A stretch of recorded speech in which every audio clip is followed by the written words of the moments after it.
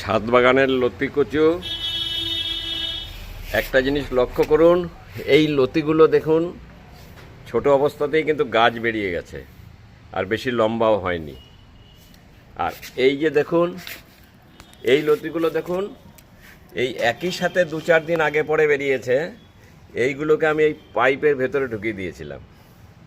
দেখুন এই পাইপের ভেতরে এগুলো দেখুন কত লম্বা হয়েছে। দেখুন দেখুন আমি টেনে বার করছি।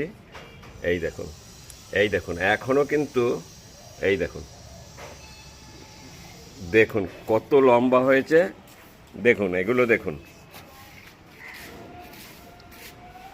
দেখুন এই লতি দেখুন কত লম্বা হয়েছে পাইপের মধ্যে দেওয়ার জন্য।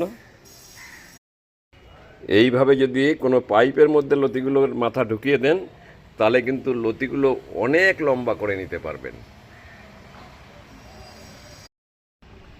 লতিগুলো এখন আমি তুলে নেই, এই লতিগুলো তুলে নেব এখন।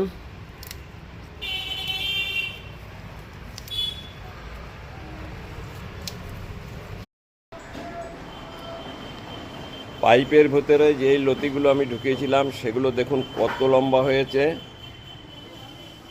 দেখুন বিশাল লম্বা হয়েছে কিন্তু পাইপের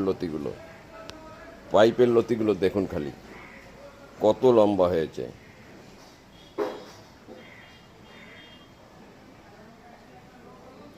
আর এগুলো দেখুন কত ছোট অবস্থায় গাছ বেরিয়ে গেছে।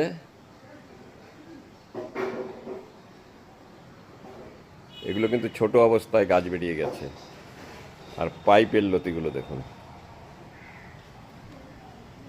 বিশাল লম্বা হয়েছে পাইপের লতিগুলো।